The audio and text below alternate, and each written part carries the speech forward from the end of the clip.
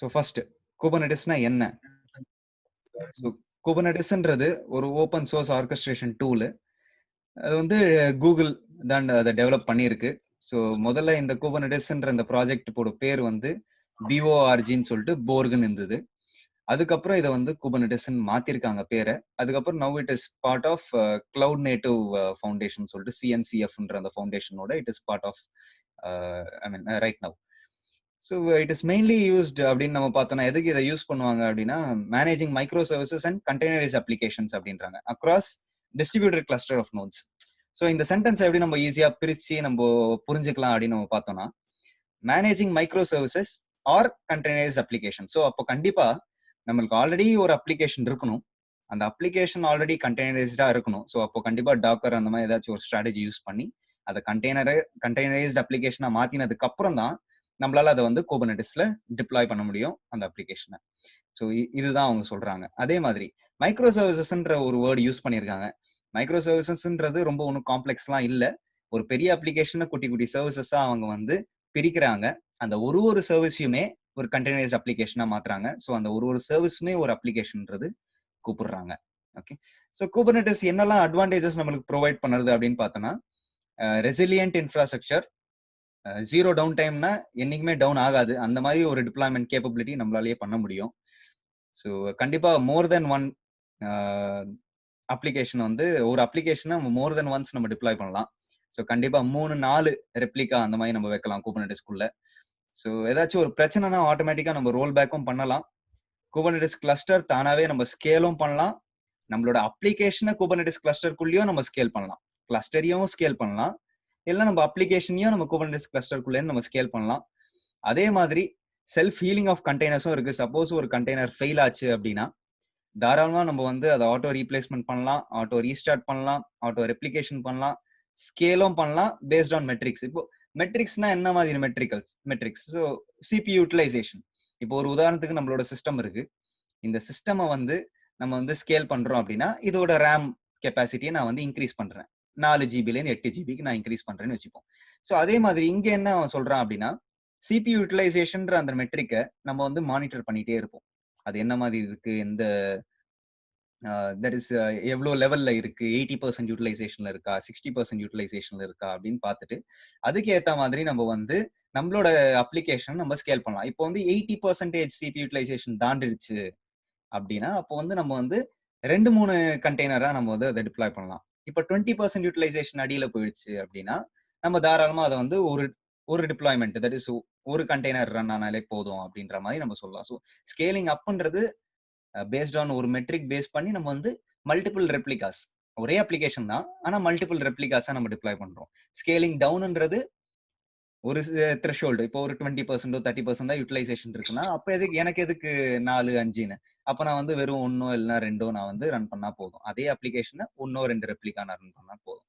So இதுதான் குபர்நெட்டிஸ் பண்றது. Simple டேர்ம்ஸ்ல சொல்லணும்னா managing micro services and container applications. ஒரு கிளஸ்டர் நம்ம கிரியேட் பண்ணுவோம், அந்த கிளஸ்டருக்குள்ள இந்த கண்டெய்னர்ஸ் அப்ளிகேஷன்ஸ் எல்லாமே ரன் ஆகும். ஓகே. ஸோ இப்போ வந்து அப்ஜெக்டிவ் குபர்நெட்டிஸ்ல அப்படி என்னன்னு பார்த்தோம் அப்படின்னா ரொம்ப ஒரு காம்ப்ளெக்ஸான ஒரு ஆர்கிடெக்சரை ரொம்ப உங்களுக்கு ஒரு ஈஸியா கொடுக்குறான் அவன். ஸோ மொத்த ஒரு ஃபிளீட் ஆஃப் இன்ஸ்டன்சஸா இருக்கட்டும், ஃபிளீட் ஆஃப் கண்டெய்னர்ஸா இருக்கட்டும். இப்போ வந்து ஒரு 150 கண்டெய்னர், ஒரு 150 160 அப்ளிகேஷன்ஸ் நான் வந்து ரன் பண்றேன் ஒரு கிளஸ்டருக்குள்ள அப்படின்னா அதை ஈஸியா என்னால மேனேஜ் பண்ண முடியும் குபர்நெட்டிஸ் யூஸ் பண்ணி. ஸோ அந்த காம்ப்ளெக்சிட்டி ஆஃப் மேனேஜிங் வந்து நம்மளுக்கு ரொம்ப ஈஸி ஆஃப் ஆக்சஸா அவன் கொடுத்துட்றான் குபர்நெட்டிஸ்ல. அதே மாதிரி எவ்வளவு ஒரு அழகான ஒரு விஷயம் பண்ணியிருக்கான்னா ரெஸ்ட் ஏபிஐ அப்படின்னு சொல்லிட்டு ஒன்று கொடுத்துருக்கான் நம்மளுக்கு. ஸோ ஒரு இன்ட்ராக்ஷனுமே நம்ம வந்து ரெஸ்ட் ஏபிஐ மூலமா தான் அந்த இன்ட்ராக்ஷன்ஸ் நடக்கும். ரெஸ்ட் ஏபிஐன்றது என்னன்றது நம்ம வந்து கூகுள் அப்புறம் நம்ம படிச்சு பார்க்கலாம். பட் ரொம்ப சிம்பிளான கமாண்ட்ஸ், அதுதான் ரெஸ்ட் ஏபிஐ. ஒண்ணுமே இல்லை, ரொம்ப சிம்பிளான கமாண்ட்ஸ் யூஸ் பண்ணி நம்மளால அந்த அப்ளிகேஷன்ஸ் எதெல்லாம் அந்த கிளஸ்டருக்குள்ள ஓடிட்டு இருக்கோ எல்லாத்தையும் நம்மளால வந்து மேனேஜ் பண்ண முடியும். ஸோ குபர்நெட்டிஸ் வந்து போர்ட்டபிள் இன் நேச்சர். ஸோ குபர்நெட்டிஸ் முதல்ல இண்டஸ்ட்ரிக்குள்ள என்டர் ஆகிறச்சே K8s அப்படின்னு கூடுவாங்க. ஏன் அப்படின்னா அந்த 8 வார்த்தைகள், கேக்கும் எஸ்ஸுக்கும் நடுவில் இருக்கிற 8 வார்த்தைகள். அதனால தான் குபர்நெட்டிஸ் வந்து K8s கூட நிறைய இடத்துல யூஸ் பண்ணுவாங்க. குபர்நெட்டிஸ் உள்ள வரைச்சே வந்து நிறைய கிளவுட் பிளாட்ஃபார்ம்ஸ் வந்து கொஞ்சம் லைட்டா பயந்தாங்கன்றது உண்மைதான் அது. ஏன் அப்படின்னா கிளவுட் பிளாட்ஃபார்முக்கு போகாமையே நம்ம வந்து குபர்நெட்டிஸை யூஸ் பண்ணலாம். இப்போ எனக்கு என்னோட ஆர்கனைசேஷன் நான் வந்து ஒரு சர்வர் ஒன்று வச்சிருக்கேன்னா அந்த சர்வர்லயே நான் வந்து குபர்நெட்டிஸை ரன் பண்ணி மல்டிபிள் வர்ச்சுவல் மெஷின்ஸ் வச்சு நான் ஒரு கிளஸ்டர் கிரியேட் பண்ணலாம். இந்த மாதிரி ஒரு யூஸ் கேஸ் இருக்காச்சே நிறைய கிளவுட் பிளாட்ஃபார்ம்ஸ் வந்து யோசிக்க ஆரம்பிச்சாங்க. ஸோ கொஞ்சம் நம்மளுக்கு வந்து மார்க்கெட் டவுன் ஆகிறதுக்கும் சான்ஸ் இருக்குன்ற மாதிரி. ஸோ அப்படி இருக்கிறச்சே ஒரு கிளவுட் பிளாட்ஃபார்முமே குபர்நெட்டிஸ்ல என்ன ஒரு குட்டி டிஸ்அட்வான்டேஜ் அது ரிலீஸ் ஆகுச்சு அப்படின்றது பார்த்தாங்க. என்னன்னா கிளஸ்டர் கிரியேஷன், கிளஸ்டர் மேனேஜ்மெண்ட் கொஞ்சம் ஒரு சின்ன டிஸ்அட்வான்டேஜா தான் இருந்தது. Not application management, cluster management. So cluster create பண்ணுறதும் அதுக்கு ஒரு 7-8 ஸ்டெப் இருந்தது முன்னாடி. ஸோ அந்த மாதிரி இருக்கிற நேரத்துல AWS, Azure, Google இவன் எல்லாருமே அவங்களோட ஹோஸ்டட் சொல்யூஷன் ஆஃப் குபர்நெட்டிஸ் எடுத்துன்னு வந்தாங்க. எப்படின்னா அவங்க வந்து அந்த கண்ட்ரோல் பிளேனை மேனேஜ் பண்ற மாதிரியும் நம்ம வந்து ஒர்க்கர் பிளேனை மேனேஜ் பண்ற மாதிரியும். ஸோ அப்போ கண்ட்ரோல் பிளேன் என்ன, ஒர்க்கர் பிளேன் என்ன அப்படின்றது நம்ம அடுத்த 2-3 ஸ்லைட்ல நம்ம பார்க்கலாம். ஸோ இப்போ நம்ம வந்து இங்க கீழே இருக்கிற இந்த டயக்ராமை நம்ம லைட்டா பார்க்கலாம். ஸோ ஒரு 15-20 வருஷத்துக்கு முன்னாடி ட்ரெடிஷனல் டிப்ளாய்மெண்ட் ரொம்ப சூப்பரா நடந்துட்டு இருந்தது. ஸோ ஒரு ஹார்ட்வேர் இருந்தது, அந்த ஹார்ட்வேருக்கு மேல ஒரு ஆப்ரேட்டிங் சிஸ்டம் இருந்தது, அதுக்கு மேல நிறைய அப்ளிகேஷன்ஸ் ரன் ஆயிட்டு இருந்தது. அதுக்கப்புறம் நம்ம வந்து ஒரு வர்ச்சுவலைஸ்டு டிப்ளாய்மெண்ட் நம்ம மாதிரியும். ஸோ ஒரு ஹார்ட்வேர் இருந்தது, அதுக்கு மேல ஒரு ஆப்ரேட்டிங் சிஸ்டம் இருந்தது, அதுக்கு மேல ஒரு லேயர் ஆஃப் ஹைப்பர்வைசர்னு கூப்பிட்டாங்க. அந்த ஹைப்பர்வைசர்ன்றது it is a set of libraries. அது என்ன நம்மள எனேபிள் பண்ணோம் அப்படின்னா நிறைய குட்டி குட்டி வர்ச்சுவல் மெஷின்ஸ்லாம் கிரியேட் பண்ற மாதிரி. ஸோ இப்போ AWSல ஒரு உதாரணத்துக்கு அந்த EC2 அப்படின்ற அந்த ஒரு சர்வீஸ், எலாஸ்டிக் கிளவுட் கம்ப்யூட்னு கூப்பிடுற அந்த சர்வீஸே it's a list of virtual machines தான். ஸோ நிறைய வர்ச்சுவல் மெஷின்ஸ் நம்மளால கிரியேட் பண்ண முடியும். ஸோ அப்போ அவங்க என்ன ஹைப்பர்வைசர் யூஸ் பண்றாங்கன்றது ரொம்ப காலமா அவங்க வந்து ஜென் XCN சொல்ற ஹைப்பர்வைசர் தான் யூஸ் பண்ணிட்டு இருந்தாங்க to enable you to create virtual machines. So அப்போ ஒரு வர்ச்சுவல் மெஷின்ன்றது என்னதுன்னா அந்த வர்ச்சுவல் மெஷினுக்குனே ஒரு ஆப்ரேட்டிங் சிஸ்டம் இருக்கும், அதுக்குன்னு சில லைப்ரரிஸ்லாம் இருக்கும், அதுல சில அப்ளிகேஷன்ஸ்லாம் ரன் ஆயிட்டு இருக்கும். இதுக்கு பேர் தான் வர்ச்சுவலைஸ்டு டிப்ளாய்மெண்ட். இதுலயே 2 வகை இருந்தது. ஹார்ட்வேர் வர்ச்சுவலைசேஷன் கூடுவாங்க, OS லெவல் வர்ச்சுவலைசேஷன் அப்படின்றது கூடுவாங்க. ஸோ ஹார்ட்வேர் வர்ச்சுவலைசேஷன்ன்றது என்னன்னா சிஸ்டம் பூட் ஆகிற நேரத்திலேயே நம்ம வந்து 2 ஆப்ரேட்டிங் சிஸ்டம்குள்ள போனோம் அப்படின்னா ஹார்ட்வேர் வர்ச்சுவலைசேஷன். ஏன்னா ஒரு ஆப்ரேட்டிங் சிஸ்டம்க்கு இன்னொன்னு ஓடிட்டு இருக்குன்னே தெரியாது. பட் இதே வந்து ஆப்ரேட்டிங் சிஸ்டம் லெவல் வர்ச்சுவலைசேஷன் பண்ணச்சே ஒரு ஆப்ரேட்டிங் சிஸ்டம்குள்ள போயிட்டு தான் இன்னும் ஒரு வர்ச்சுவல் மெஷினை நான் ஆரம்பிப்பேன். அப்போ அந்த வர்ச்சுவல் மெஷினுக்கு இந்த மெஷின், இந்த ஆப்ரேட்டிங் சிஸ்டம் ஓடிட்டு இருக்கு அப்படின்றது தெரியும். அதுதான் ஹார்ட்வேர் லெவல்ல நம்ம வர்ச்சுவலைஸ் பண்றதுக்கும் ஆப்ரேட்டிங் சிஸ்டம் லெவல்ல நம்ம வர்ச்சுவலைஸ் பண்றதுக்குமே இருக்கிற ஒரு டிஃபரன்ஸ். அதுக்கப்புறம் 2014ல இருந்து நம்ம டாக்கர் எப்போ இண்டஸ்ட்ரிக்குள்ள என்டர் ஆனானோ அன்னில இருந்து நம்மளுக்கு கண்டெய்னர் லெவல் டிப்ளாய்மெண்ட்ஸ்ன்றது ரொம்ப ஃபேமஸ் ஆச்சு. ஸோ இந்த கண்டெய்னர் லெவல் டிப்ளாய்மெண்ட்ஸ்ல ஹார்ட்வேர் இருந்துச்சு, அதுக்கு மேல ஒரு ஆப்ரேட்டிங் சிஸ்டம் இருந்துச்சு. ஸோ அப்போ this is operating system level virtualisation. அதுக்கு மேல ஹைப்பர்வைசருக்கு பதில கண்டெய்னர் ரன் டைம்ன்றது ஒன்று நம்ம இன்ட்ரடியூஸ் பண்ணியிருக்கோம். அந்த கண்டெய்னர் ரன் டைம் தான் டாக்கர். அதே மாதிரி ராக்கெட்னு இன்னொன்று இருக்கு இண்டஸ்ட்ரியில, பட் டாக்கர் தான் ரொம்ப வேர்ல்டு நோனு. ஸோ இந்த கண்டெய்னர் ரன் டைம் என்ன நம்மள எனேபிள் பண்ணுறது அப்படின்னா, இப்போ ஒரு ஹைப்பர்வைசர் நம்மளால வர்ச்சுவல் மெஷின்ஸ் கிரியேட் பண்ண அலோவ் பண்ணுறதுன்னா கண்டெய்னர்ன்றது, கண்டெய்னர் ரன் டைம்ன்றது கண்டெய்னரை ரன் பண்ணுறதுக்கு நம்மளுக்கு அலோவ் பண்ணுது. அப்போ ஒரு சிங்கிள் சென்டென்ஸ் நம்ம ஒரு கண்டெய்னர் சொல்லணும்னா கண்டெய்னர்ன்றது ஒரு லைட் வெயிட் வர்ச்சுவல் மெஷின். அந்த கண்டெய்னருக்குள்ள நம்ம வந்து என்ன ரன் ஆகும் அப்படின்னு நம்ம பார்த்தோம்னா நம்மளோட அப்ளிகேஷனும் அந்த அப்ளிகேஷனுக்கு தேவையான பைனரிஸ் அண்ட் லைப்ரரிஸும். ஸோ இதுதான் container level type of deployment. So கண்டெய்னர்ன்றது வெறும் ஒரு லைட் வெயிட் வர்ச்சுவல் மெஷின். அப்போ கண்டிப்பா நம்ம குபர்நெட்டிஸ் நம்ம உள்ள இறங்கறச்சே ஆல்ரெடி நம்ம வந்து ஒரு கண்டெய்னர்ஸ் அப்ளிகேஷன் வச்சிருக்கணும்ன்றது நான் முன்னாடி ஸ்லைட்லயே நான் சொல்லியிருந்தேன். ஸோ அப்போ வந்து கண்டிப்பா நம்ம வந்து ஒரு அப்ளிகேஷன் எழுதினோம்னா அதை டாக்கர் யூஸ் பண்ணி நம்ம ஃபர்ஸ்ட் கண்டெய்னரைஸ் பண்ணணும். அதுக்கப்புறம் தான் குபர்நெட்டிஸ் டிப்ளாய்மெண்ட்ஸ்லாம் வரும். ஸோ குபர்நெட்டிஸ் நம்மளுக்கு என்ன பண்ணுதுன்னா கண்டெய்னர்ஸை கிரியேட் பண்ண அலோவ் பண்றது இல்ல, அந்த அப்ளிகேஷனை கண்டெய்னர் இமேஜா மாத்துறதுக்கு அலோவ் பண்றது இல்ல, ஆனா அது அழகா ரன் பண்றதுக்கு, மேனேஜ் பண்றதுக்கு ரொம்ப ஹெல்ப்ஃபுல்லா இருக்கு. ஸோ குபர்நெட்டிஸ் கிளஸ்டர்ஸ் வந்து என்னெல்லாம் ஹோஸ்டட் பிளாட்ஃபார்ம்ஸ் ஆல்ரெடி இருக்கு அப்படின்னு நம்ம பார்த்தோம்னா, எலாஸ்டிக் குபர்நெட்டிஸ் சர்வீஸ்ன்னு சொல்லிட்டு நம்மளோட AWSல இருக்கு. அஷூர் குபர்நெட்டிஸ் சர்வீஸ்ன்னு சொல்லிட்டு மைக்ரோசாஃப்ட் அஷூர்ல இருக்கு. கூகுள் குபர்நெட்டிஸ் என்ஜின்னு சொல்லிட்டு நம்ம கூகுள் கிளவுட்ல இருக்கு. கண்டெய்னர் சர்வீஸ் ஃபார் குபர்நெட்டிஸ்ன்னு சொல்லிட்டு அலிபாபா கிளவுட்ல வச்சிருக்கான். Digital ocean which is another public cloud provider, அவன் குபர்நெட்டிஸ் சொல்யூஷன் ஒன்று வச்சிருக்கான். IBM கிளவுடும் ஒரு குபர்நெட்டிஸ் சொல்யூஷன் வச்சிருக்கான். ஆரக்கிள் வந்து அவனோட ஆரக்கிள் கிளவுட்ல ஆரக்கிள் கண்டெய்னர் என்ஜின் ஃபார் குபர்நெட்டிஸ்ன்னு சொல்லிட்டு வச்சிருக்கான். நான் 3 டாட் போட்டது இன்னும் நிறைய இருக்கு அப்படின்னு சொல்றதுக்காக. ஸோ இத்தனை ஹோஸ்டட் சர்வீசஸ் ஏன் உள்ள வந்தாங்க அப்படின்னா குபர்நெட்டிஸோட கிளஸ்டர் கிரியேஷன் வந்து ஆரம்பத்துல ரொம்ப டிஃபிகல்ட்டா இருந்தது.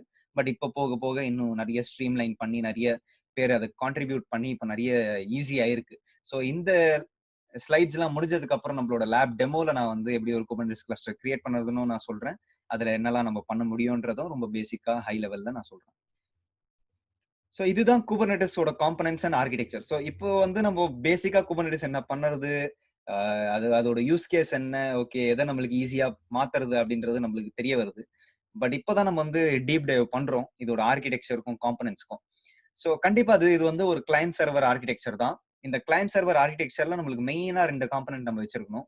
Master node, worker node. So இந்த மாஸ்டர் நோடுக்குள்ள என்னெல்லாம் காம்பனன்ட்ஸ் ஓடுது, ஒர்க்கர் நோட்ஸ்க்குள்ள என்னெல்லாம் காம்பனன்ட்ஸ் இருக்குன்றத நம்ம பார்க்கலாம். ஸோ மாஸ்டர் நோடுக்குள்ள நம்ம கிட்ட வந்து ஏபிஐ சர்வர் இருக்கு, கண்ட்ரோலர் மேனேஜர் இருக்கு, கியூப் ஷெட்யூலர்னு ஒன்னு இருக்கு, அப்புறம் HCDன்றது டேட்டா ஸ்டோர்.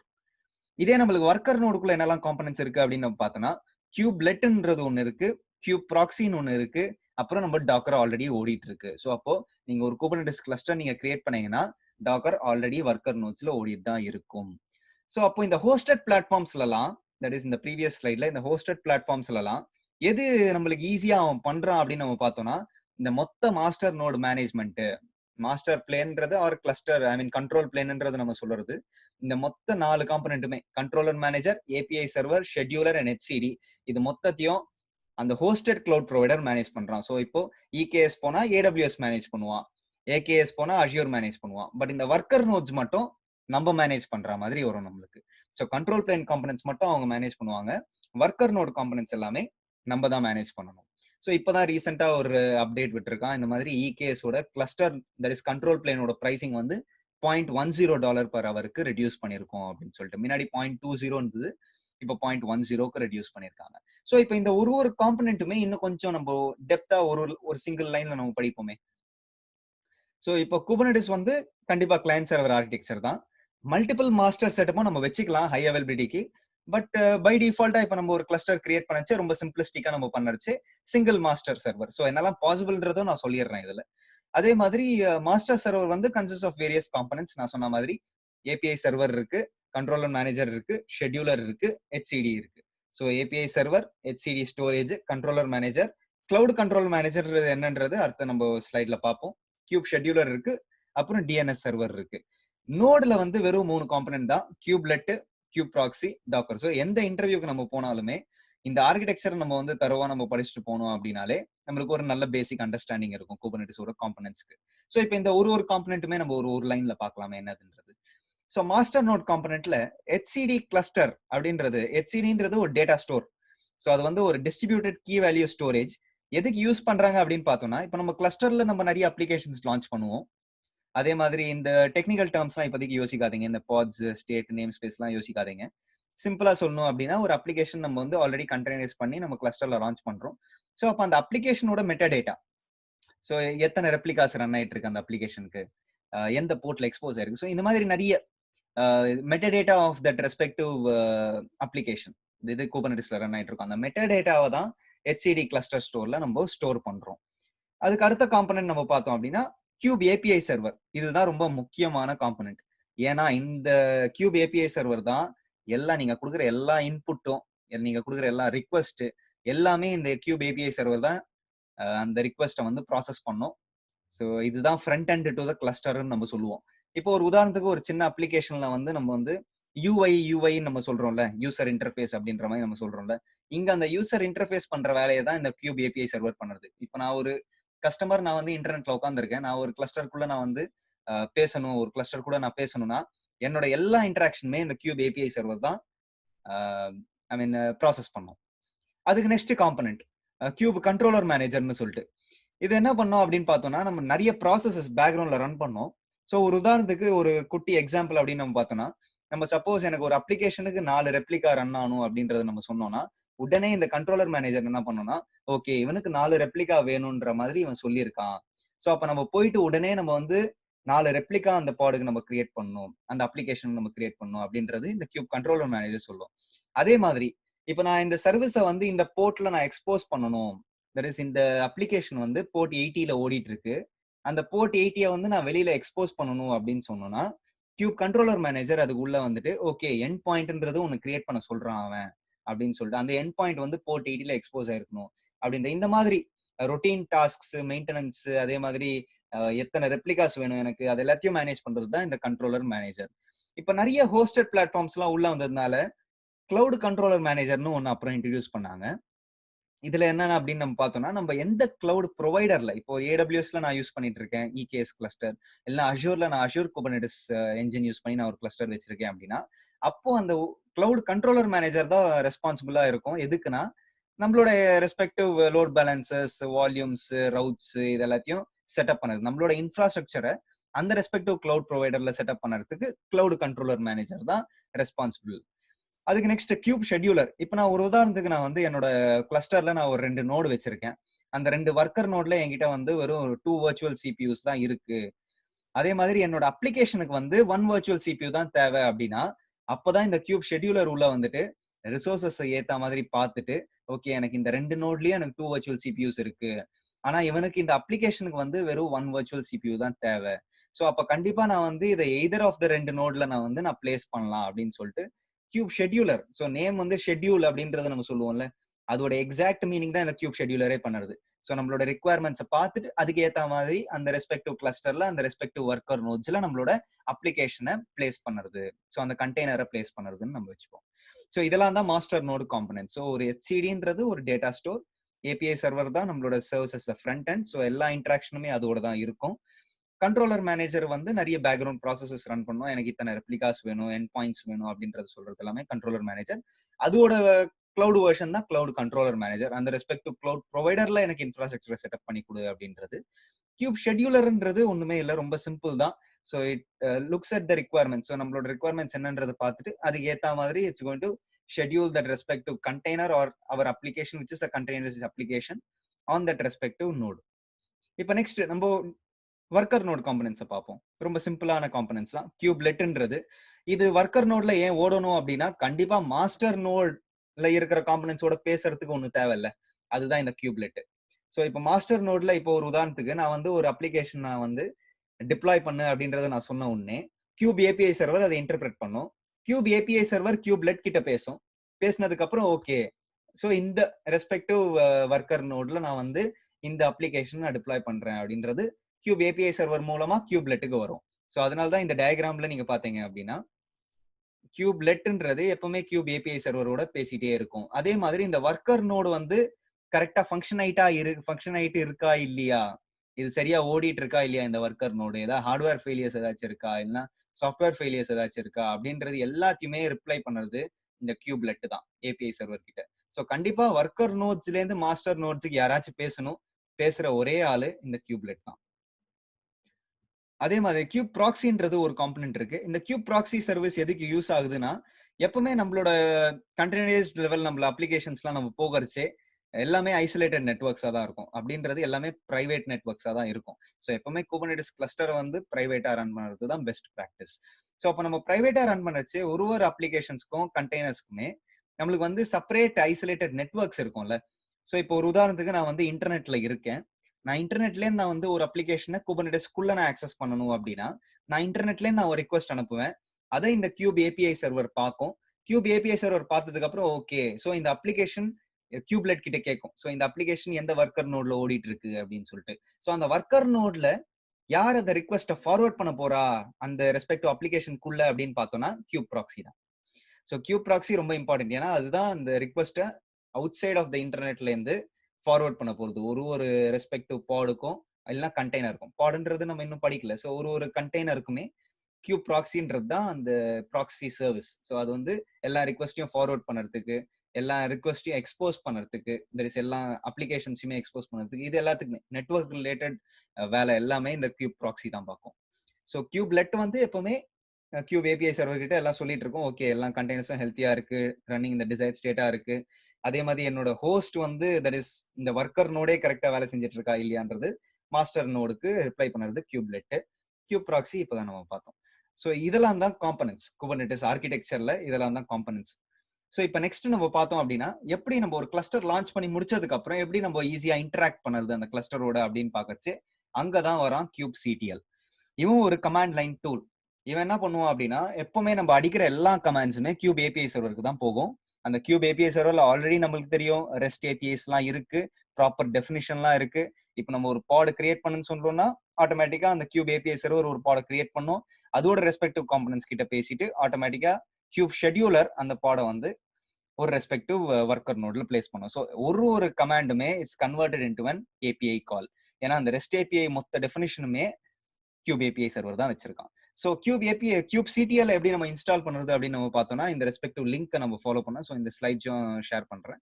ஸோ இந்த ரெஸ்பெக்டிவ் லிங்க்ஸை நம்ம ஃபாலோ பண்ணோம் அப்படின்னா ஆட்டோமேட்டிக்கா கியூப் சிடிஎல் அந்த ரெஸ்பெக்டிவ் டிஸ்ட்ரிபியூஷனுக்கு நம்மளால இன்ஸ்டால் பண்ண முடியும். அது லினக்ஸா இருக்கட்டும், உபுண்டுவா இருக்கட்டும், ரெட் ஹேட் லினக்ஸா இருக்கட்டும், இல்லைனா விண்டோஸா இருக்கட்டும், இல்லைனா மேக் ஓஎஸா இருக்கட்டும். ஸோ ஆட்டோமேட்டிக்கா நம்ம அது ரெஸ்பெக்டிவ் கியூப் சிடிஎல் வெர்ஷன் நம்ம பார்த்து நம்ம இன்ஸ்டால் பண்ணிக்கலாம். இப்போ நெக்ஸ்ட் குபர்னெட்டிஸ் ஆப்ஜெக்ட்ஸ். இதுல முதல் ஆப்ஜெக்ட் பாட்.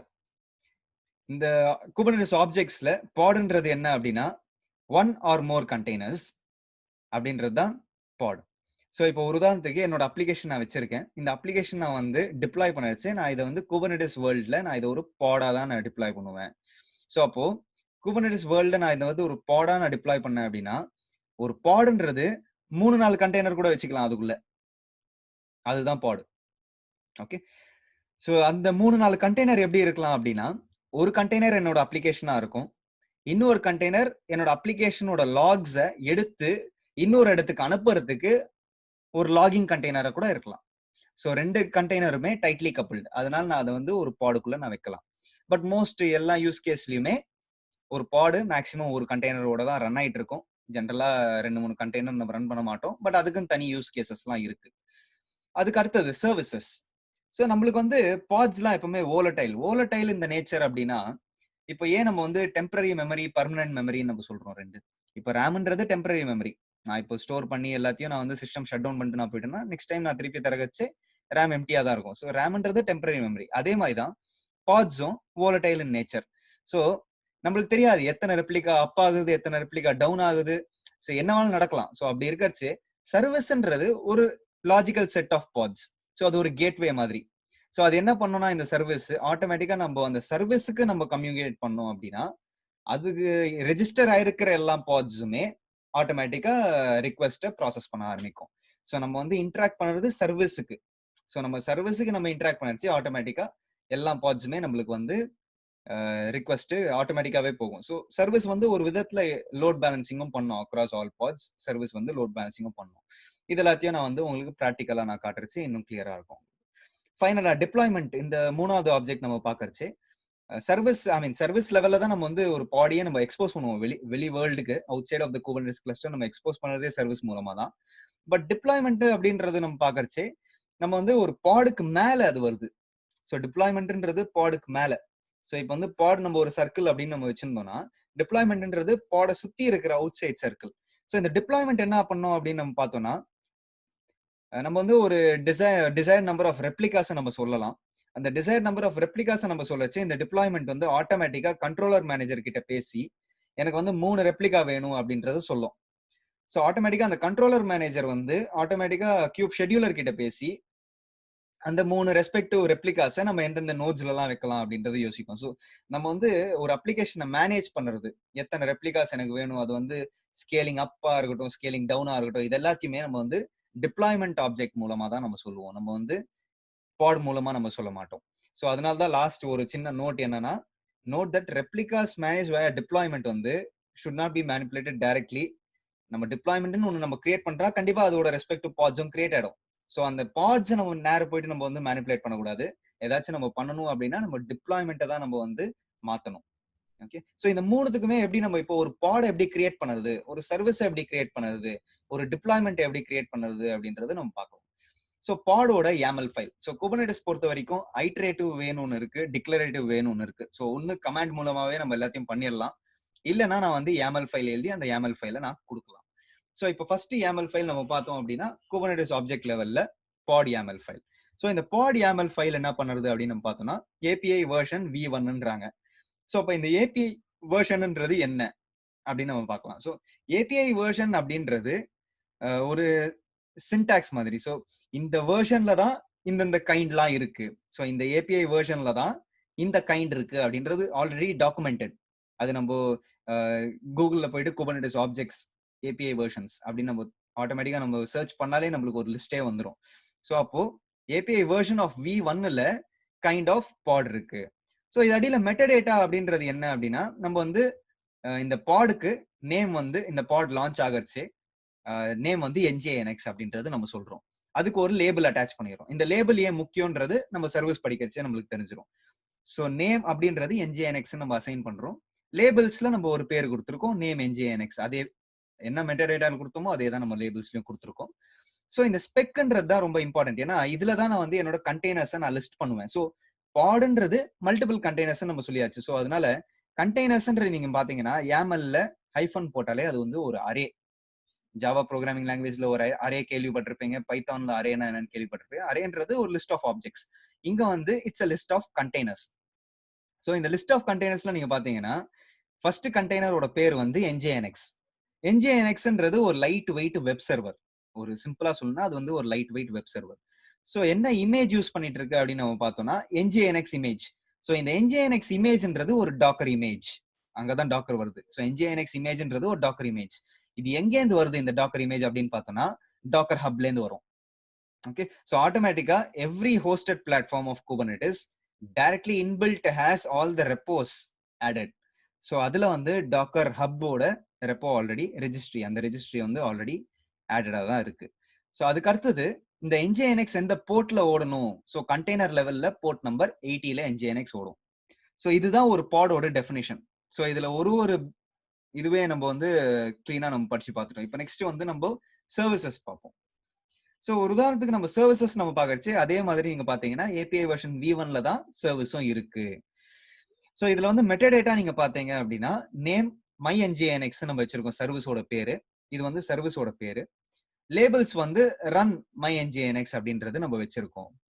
ஸோ இதுல வந்து சர்வீசஸோட டெஃபினேஷன்ல நம்ம பார்த்தோம் அப்படின்னா ஸ்பெக்ல போர்ட்ஸ் வந்து போர்ட் 80, புரோட்டோகால் TCP.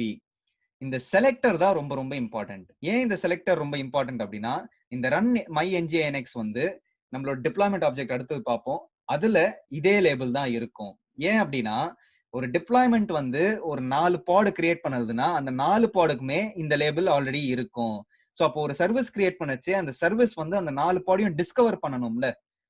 அந்த சர்வீஸ் வந்து அந்த 4 பாடியும் டிஸ்கவர் பண்ணணும்ல. ஸோ அந்த சர்வீஸ் லெவல்ல நம்ம செலக்டார்னு ஒன்று நம்ம சொல்லி டிப்ளாய்மெண்ட்ல என்ன லேபிள் வச்சோமோ அதே லேபிள் தான் இங்கேயும் வைக்க போறோம். ஸோ இந்த லைனை நீங்க கிளியரா நினைச்சுக்கோங்க. இப்போ அடுத்தது நம்ம டிப்ளாய்மெண்ட் பார்க்கறச்சு உங்களுக்கே தெரிஞ்சிடும். ஸோ டிப்ளாய்மெண்ட் பார்க்கறச்சு இந்த லேபிள்ஸ் வந்து ரன் MyNGINX அப்படின்னு நம்ம கொடுத்துருக்கோம்ல. ஸோ இந்த ரன் MyNGINX தான் இங்க செலக்டரா கொடுத்துருக்கோம். ஸோ இப்போ நம்ம டிப்ளாய்மெண்ட் பார்க்கறச்சே உங்களுக்கு புரிஞ்சிடும். ஸோ டிப்ளாய்மெண்டோட API வெர்ஷன் மட்டும் வேற, ஏன்னா லேட்டரா எடுத்துட்டு வந்தாங்க. பாடு சர்வீசஸ்லாம் ரொம்ப லெகசி V1ல எடுத்துட்டு வந்தது. டிப்ளாய்மெண்ட் மட்டும் கொஞ்சம் லேட்டா எடுத்துட்டு வந்ததுனால apps/v1 API வெர்ஷன்ல கைண்ட் ஆஃப் டிப்ளாய்மெண்ட் இருக்கு. ஸோ டிப்ளாய்மெண்ட்டுக்கு மெட்டாடேட்டா வந்து ஸோ இந்த டிப்ளாய்மெண்ட் கிரியேட் ஆச்சு அதோட பேர் வந்து MyNGINX இருக்கும். ஸோ அது அடியில நம்ம வந்து ஸ்பெக் செலக்டர் மேட்ச் லேபிள்ஸ் வந்து ரன் MyNGINX அப்படின்றது நம்ம சொல்றோம்.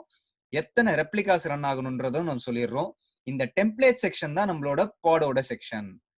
இது வரைக்கும் இந்த ரெப்ளிகாஸ் வரைக்கும் டிப்ளாய்மெண்டோட செக்ஷன், டெம்ப்ளேட் செக்ஷன்ல நம்ம பாடோட செக்ஷன். ஸோ பாடுக்கு ஒரு மெட்டாடேட்டா இருக்கணும்ல, அதுதான் ரன் MyNGINXன்ற லேபிள். அந்த பாட் ரன் ஆகிறதுக்கு கண்டெய்னர் வந்து பேர் வந்து MyNGINX, இமேஜ் வந்து NGINX, போர்ட் வந்து 80. ஸோ இந்த டெம்ப்ளேட் நீங்க ஆல்ரெடி பாடோட YAML-லயே நீங்க பாத்தீங்க. ஸோ இப்போ நம்ம வந்து அந்த பாடை நம்ம வந்து தனியா மேனேஜ் பண்றதை விட நம்ம டிப்ளாய்மெண்டா நம்ம மேனேஜ் பண்ண போறோம். ஸோ நம்மளால ரெப்ளிகாஸ் வந்து 2, 3, 4 நம்மளால சொல்ல முடியும். ஸோ இப்போ இந்த செலக்டார் ஏன் ரொம்ப முக்கியம் அப்படின்னு நம்ம பார்த்தோம்னா இந்த பாட் ரன் ஆகறச்சியே இந்த லேபிள் செலக்டர் ஆல்ரெடி அப்ளை ஆயிரும். ஸோ இந்த ரன் MyNGINXன்னு. ஸோ இப்போ இந்த பாட் மேல நான் ஒரு சர்வீஸ் வச்சாதான் என்னால அதை வந்து வெளியில இருந்து நான் எக்ஸ்போஸ் பண்ண முடியும்.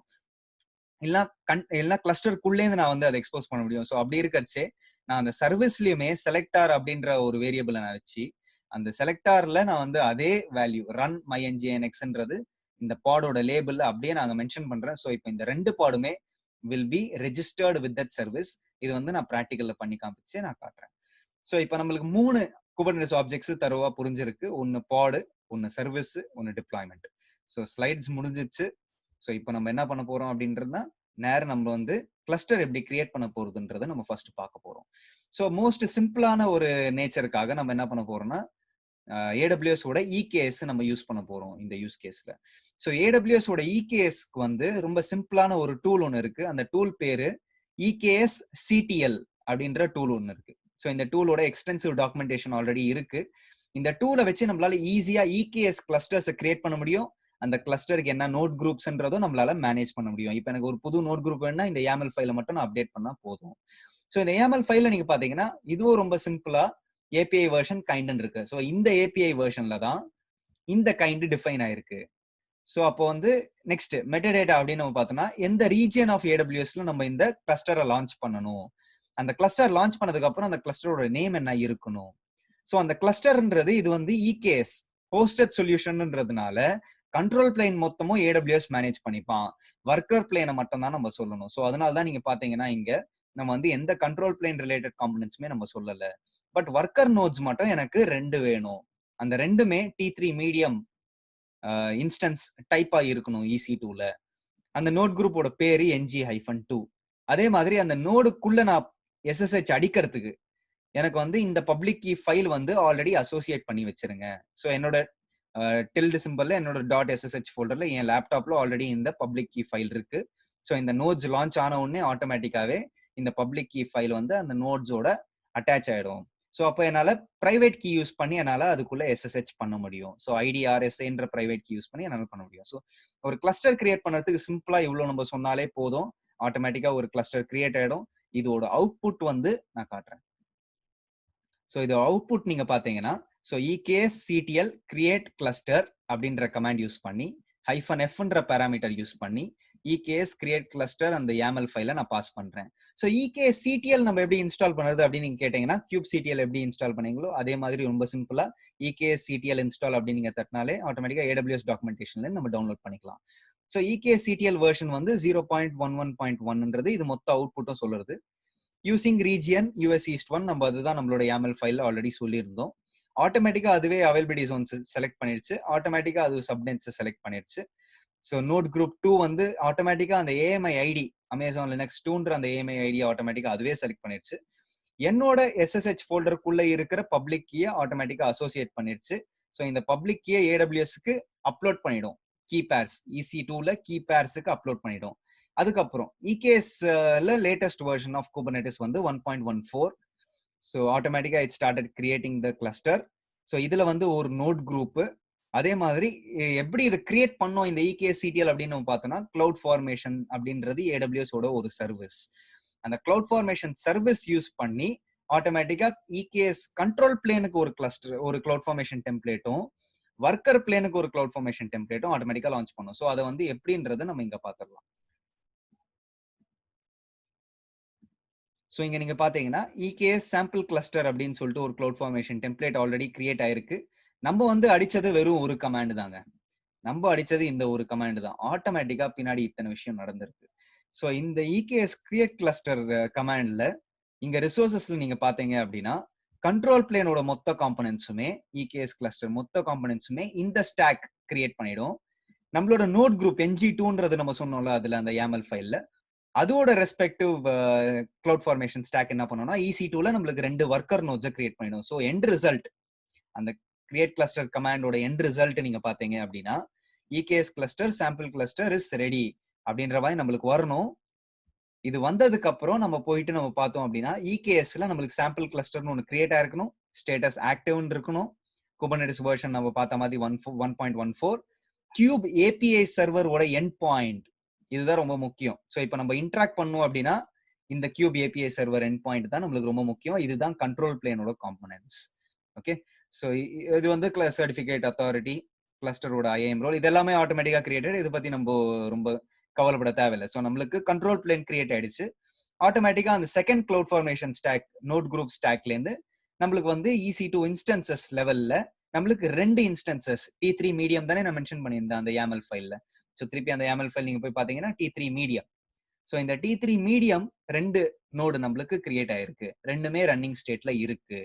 ஸோ இப்போ அந்த கீ பேர் நம்ம SSH கீ பேர் நம்ம மென்ஷன் பண்ணல, அந்த கீ பேர் ஆட்டோமேட்டிக்கா அப்லோட் ஆயிருக்கும். ஸோ இந்த கீ பேர் ஆட்டோமேட்டிக்கா அப்லோட் ஆயிருக்கு. ஸோ இதெல்லாமே ஆட்டோமேட்டிக்கா பேக்ரவுண்ட் நடக்கிறது. இன்னும் ஒரு அழகான விஷயம் என்ன பேக்ரவுண்ட் நடக்கிறது அப்படின்னு நீங்க பாத்தீங்கன்னா நம்மளோட கியூப் கான்ஃபிக்ன்ற அந்த ஒரு ஃபைல் ஆட்டோமேட்டிக்கா யூசர்ஸ் என்னோட நேம்ல .cubeன்ற ஃபோல்டர்ல கான்ஃபிக்ன்ற ஃபைல்ல ஆட்டோமேட்டிக்கா சேவ் ஆயிடுச்சு. இந்த கியூப் கான்ஃபிக் ஃபைல் என்ன அப்படின்னு நீங்க பாத்தீங்கன்னா இப்போ உங்களுக்கு கிளஸ்டர் ஒன்னு கிரியேட் ஆயிருக்குல்ல, அதுல கண்ட்ரோல் பிளேன் வந்து EKSல இருக்கு, ஒர்க்கர் நோட்ஸ் வந்து EC2ல இருக்கு. ஸோ இப்போ நம்ம எப்படி இந்த கிளஸ்டர் கனெக்ட் பண்ணணும் அப்படின்னு சொல்றது தான் இந்த kube config file. So EKSCTL நீங்க யூஸ் பண்ணீங்க அப்படின்னா இந்த கியூப் கான்ஃபிக் ஃபைல் ஆட்டோமேட்டிக்காவே உங்களோட ரெஸ்பெக்டிவ் யூசர் நேம்ல .cubeன்ற ஃபோல்டர்ல கான்ஃபிக்ன்ற ஃபைல்ல ஆட்டோமேட்டிக்கா ரைட் ஆயிடும். ஸோ அப்படி ரைட் ஆனதுக்கு அப்புறம் ஆட்டோமேட்டிக்காவே நம்ம வந்து kubectl இன்ஸ்டால் பண்ணதுக்கு அப்புறம் kubectl கமாண்ட்ஸ் நம்மளால எக்ஸிக்யூட் பண்ண முடியும். ஸோ இப்போ ஒரு உதாரணத்துக்கு அதை நான் காட்டணும் அப்படின்னா நீங்க இங்க பாத்தீங்கன்னா ஒரு செகண்ட் ஸ்கிரீனை கூட கிளியர் பண்ணிட்டு நான் திருப்பி ரைட் பண்ணி காட்டுறேன். ஸோ kubectl get nodes அப்படின்னு நீங்க பாத்தீங்கன்னா நேர கியூப் API சர்வர் கிட்ட தான் ஃபர்ஸ்ட் ரிக்வெஸ்ட் போகுது. கியூப் API சர்வர் ஆட்டோமேட்டிக்கா kubelet கிட்ட பேசி HCD ஸ்டோர் கிட்ட பேசி ஆட்டோமேட்டிக்கா நம்ம கிட்ட எத்தனை நோட்ஸ் இருக்கு இந்த கிளஸ்டர்ல அப்படின்றது எடுத்துட்டு வந்துருது.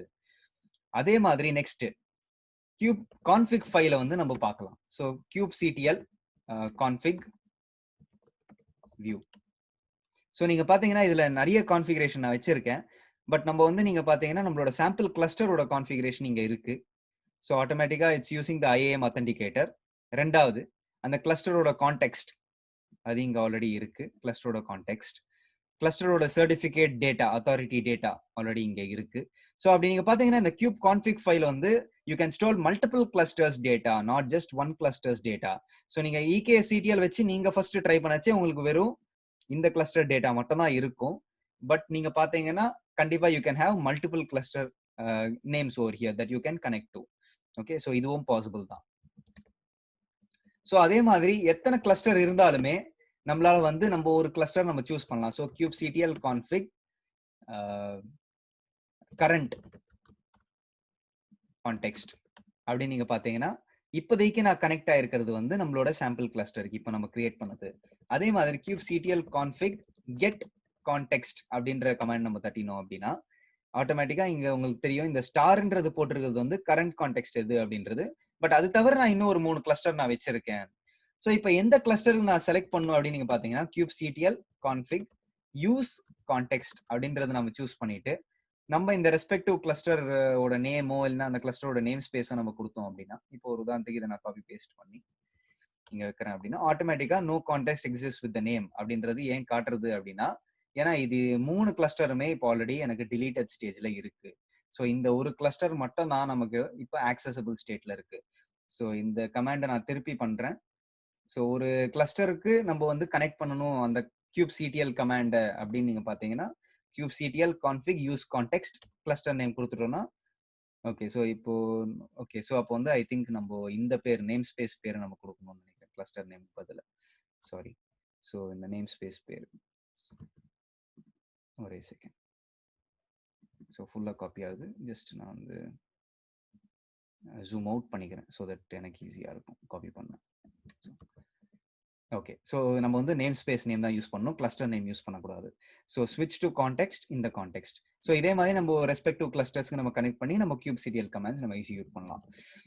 ஓகே, ஸோ ரொம்ப சிம்பிளா நம்ம சொல்லியிருக்கோம் எப்படி நம்ம கான்ஃபிக் வியூ பண்றது, எப்படி கனெக்ட் பண்றது அப்படின்றது. ஸோ இப்போ நம்ம வந்து இந்த கிளஸ்டருக்குள்ள நம்ம பார்த்தோம் kubectl get nodes பண்ணச்சு நம்மளுக்கு வந்து 2 நோட்ஸ் ஆல்ரெடி இருக்கு. ஸோ இப்போ நம்ம இந்த 2 நோட்ஸ்ல நம்ம பாட்ஸ் கிரியேட் பண்ணலாமே. ஸோ இப்போ நீங்க பாத்தீங்கன்னா kubectl get pods தட்டினா நோ ரிசோர்சஸ் தான் சொல்லும். ஏன்னா டிஃபால்ட் நேம் ஸ்பேஸுக்கு ஆல்ரெடி செட் ஆயிருக்கு. ஸோ இப்போ அந்த நேம் ஸ்பேஸ் அப்படின்றது என்ன அப்படின்னு நீங்க பாத்தீங்கன்னா kubectl get ns அப்படின்றது short form for namespace. So இத்தனை நேம் ஸ்பேஸ் இருக்கு, டிஃபால்ட் இருக்கு, கியூப் பப்ளிக் இருக்கு, கியூப் சிஸ்டம் இருக்கு. இதெல்லாம் நான் கிரியேட் பண்ணலாம் இல்ல, இதெல்லாம் ஆட்டோமேட்டிக்காவே கிரியேட்டடாவே வரும் உங்களுக்கு. ஸோ உங்களுக்கு வேண்டிய நேம் ஸ்பேஸ் கூட நீங்க கிரியேட் பண்ணிக்கலாம். kubectl கிரியேட் நேம் ஸ்பேஸ் அப்படின்னு கொடுத்துட்டு கூட நீங்க கிரியேட் பண்ணிக்கலாம். பட் இப்போ இந்த 3 நேம் ஸ்பேஸ்லயுமே இந்த 4 நேம் ஸ்பேஸ்லயுமே நம்ம என்னெல்லாம் இருக்கு அப்படின்றது நம்ம பார்ப்போம். ஸோ இந்த டிஃபால்ட் நேம் ஸ்பேஸ்ன்றது தான் ஜென்ரலா நம்ம தொடுவோம். மீதி இந்த 3 நேம் ஸ்பேஸுமே நம்ம தொடவே போறது இல்லை. ஏன் அப்படின்னா இந்த 3 நேம் ஸ்பேஸ்ல தான் நம்மளோட கண்ட்ரோல் பிளேன் காம்பனன்ட்ஸ் ரன் ஆயிட்டு இருக்கும். ஸோ ஒரு உதாரணத்துக்கு kubectl get pods -nன்றது நேம் ஸ்பேஸ் சொல்றதுக்காக cube-system அப்படின்ற நேம் ஸ்பேஸ் நம்ம சொன்னோம்னா இதுல தான் உங்களுக்கு core DNS, cube proxy, AWS node இதெல்லாமே ரன் ஆயிட்டு இருக்கு. ஸோ இந்த பாட்ஸ் எல்லாமே கண்ட்ரோல் பிளேன் காம்பனன்ட்ஸ். ஸோ இது எல்லாத்தையுமே நம்ம வந்து தொட மாட்டோம். So kubectl get pods cube public name ஸ்பேஸ்ல ஏதாவது ஓடிட்டு இருக்கான்னு பார்க்கலாம். ஸோ கியூப் பப்ளிக் நேம் ஸ்பேஸ்ல எதுவுமே ரன் ஆகல. பட் கியூப் சிஸ்டம் நேம் ஸ்பேஸை நம்ம என்னைக்குமே தொட மாட்டோம், மோஸ்டா நம்ம மேனிப்புலேட்டே பண்ண மாட்டோம். ஓகே, இதெல்லாமே கண்ட்ரோல் பிளேன் அண்ட் ஒர்க்கர் நோட்ஸோட காம்பனன்ட்ஸ். ஸோ நம்ம மேக்ஸிமம் நம்ம கிரியேட் பண்ற பாட்ஸ் எல்லாமே எந்த நேம் ஸ்பேஸ்ல போய் விழுகும் அப்படின்னு நம்ம பார்த்தோம்னா டிஃபால்ட் நேம் ஸ்பேஸ்ல தான் போய் விழும் ஒரு பாடம். பட் இல்லைன்னா நம்ம வந்து சொல்லலாம், இந்த நேம் ஸ்பேஸ்ல போய் நீ வந்து பாட கிரியேட் பண்ணுன்றதும் நம்ம சொல்லலாம். ஸோ மொத்த மேனேஜ்மெண்ட் எல்லாமே நம்மளுக்கு ரொம்ப ஈஸியா இருக்கும். ஸோ இப்போ நீங்க பாத்தீங்கன்னா நம்ம அந்த பாட் ஃபைல நீங்க நெக்ஸ்ட் இந்த pod.yaml இப்போ நம்ம கிரியேட் பண்றோம். ஸோ ஆல்ரெடி அந்த pod.yaml ஏதோ அந்த ஸ்லைட்ல காமிச்சனோ அது ஆல்ரெடி இங்க இருக்கு. ஸோ இப்போ இந்த pod.yaml நம்ம இப்போ ரெடி பண்ணலாம். ஸோ இந்த pod.yaml நம்ம ரெடி பண்ணுறதுக்கு நம்ம வந்து ஆல்ரெடி கமாண்ட் பார்த்துருக்கோம், kubectl create இல்லைன்னா kubectl apply, இது ரெண்டுமே நம்ம கொடுக்கலாம். apply -f கொடுத்துட்டு pod.yaml அப்படின்னு நம்ம சொன்னோம் அப்படின்னா ஆட்டோமேட்டிக்கா நம்மளோட ரெஸ்பெக்டிவ் கிளஸ்டர்ல எது நம்ம கனெக்ட் பண்ணியிருக்கோமோ அந்த பாட் ஆட்டோமேட்டிக்கா கிரியேட் ஆகும். ஸோ இப்போ இது டிஃபால்ட் நேம் ஸ்பேஸ்ல கிரியேட் ஆகும். ஸோ kubectl get pods சொன்னா முன்னாடி நோ ரிசோர்சஸ் இருந்தது. இப்போ nginx pod ஒன்று ரெடி ஆயிடுச்சு, 1 out of 1 ரன்னிங் ஸ்டேட்ல இருக்கு. பட் இது பிரைவேட், இது வெளியில நம்மளால ஆக்சஸ் பண்ண முடியாது. இதுக்கு நம்ம ஒரு சர்வீஸ் கிரியேட் பண்ணா மட்டும் தான் நம்மளால வெளில ஆக்சஸ் பண்ண முடியும். ஸோ அப்படி நீங்க பாத்தீங்கன்னா இப்போ நெக்ஸ்ட் இந்த பாடோட ரெஸ்பெக்டிவ் மெட்டாடேட்டாவை நம்ம வந்து பார்க்கணும். ஏன்னா பாட் பத்தி படிக்கச்சு பாடோட ரெஸ்பெக்டிவ் டீடைல்ஸ் நிறைய படிச்சிடலாம். So kubectl describe pod nginx அப்படின்னு நீங்க கொடுத்தீங்க அப்படின்னா நிறைய டீடைல்ஸ் வருதா இங்க. ஸோ இந்த நிறைய டீடைல்ஸ்ல நீங்க மெயினா பார்க்க வேண்டிய டீடைல் வந்து இந்த ஈவெண்ட்ஸ் தான். ஸோ ஆட்டோமேட்டிக்காவே டாக்கர் ஹப்ல இருந்து nginx இமேஜை புல் பண்ணிட்டு ஆட்டோமேட்டிக்கலா ஒரு கண்டெய்னர் nginxன்றது கிரியேட் பண்ணிருக்கு இந்த பாடுக்குள்ள. So I can have more than 1 containers கூட நான் சொல்லியிருக்கேன். ஸோ அப்போ இந்த கண்டெய்னர்ஸ்ன்றது ஒரு அரே, அதுல nginxன்றது ஒரு கண்டெய்னர் நம்ம இப்போ கிரியேட் பண்ணியிருக்கோம். ஸோ ஆட்டோமேட்டிக்கா நீங்க பாத்தீங்கன்னா டாக்கரோட கண்டெய்னர் ஐடி இருக்கு, இமேஜ் பேர் இருக்கு, இமேஜ் ஐடி இருக்கு, எங்கேருந்து புல் பண்ணிருக்கு டாக்கர் ஹப்லன்னு சொல்லிட்டு அதோட SHA ஹேஷ்டு வேல்யூ இங்க இருக்கு. அந்த கண்டெய்னர் உள்ள ஓடிட்டு இருக்கிற port 80, host port 0. So state வந்து ரன்னிங் ஸ்டேட்ல தான் இருக்கு. அதே மாதிரி நீங்க பாத்தீங்கன்னா இதெல்லாம் நிறைய நம்ம வந்து ஃபியூச்சர்ல நம்ம படிக்கச்சு நம்ம ஒன்னு நம்ம பார்க்கலாம். ஸோ இப்போதைக்கு இதெல்லாம் தான் மெட்டடேட்டா. ஸோ அப்போ மெட்டடேட்டாவை நம்ம கண்டுபிடிக்கிறது என்ன கமாண்ட் யூஸ் பண்ணணும்னு பாத்தீங்கன்னா டிஸ்கிரைப் அப்படின்ற வார்த்தை நம்ம யூஸ் பண்ணணும். ஸோ இதுல லேபிள்ஸ் நீங்க பாத்தீங்கன்னா நேம் ஈக்குவல்ஸ் nginxன்ற லேபிள் நம்ம செட் பண்ணியிருக்கோம். ஓகே, ஸோ இப்போ இந்த கண்டெய்னருக்குள்ள நம்ம போகணும். ஏன்னா நம்ம nginxோட ஹோம் பேஜ் நம்ம பார்க்கணும்ல. ஸோ இந்த கண்டெய்னருக்குள்ள நம்ம போகணும் அப்படின்னா kubectl get pods, kubectl exec -it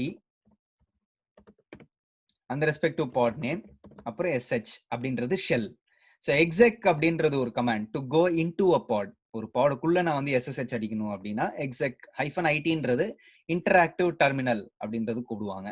so இப்போ நான் என்டர் தட்டினேன்னா ஓகே kubectl நான் போட்டிருக்கணும், kubectl exec -it spelling mistake nginx sh.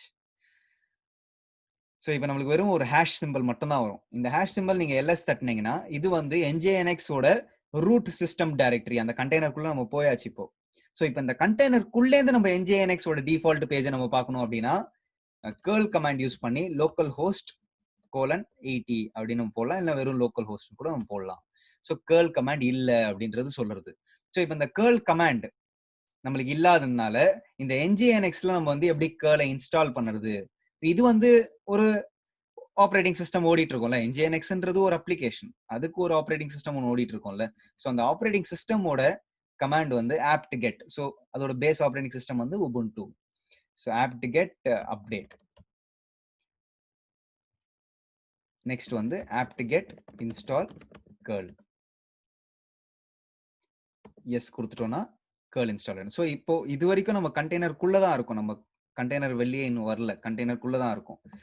இப்போ வந்து கண்டெய்னருக்குள்ள இருந்து இப்போ நம்ம curl இன்ஸ்டால் ஆனதுனால நம்ம curl லோக்கல் ஹோஸ்ட்னு போட்டோம்னா நம்மளோட வெல்கம் டு nginx அப்படின்றது டிஃபால்ட் ஹோம் பேஜ். இதை நம்ம இன்னும் ப்ரௌசர்ல பார்க்கல, இதை வந்து நம்ம வந்து பாடுக்குள்ளேருந்து தான் நம்ம பார்த்துக்கிட்டு இருக்கோம் இதை.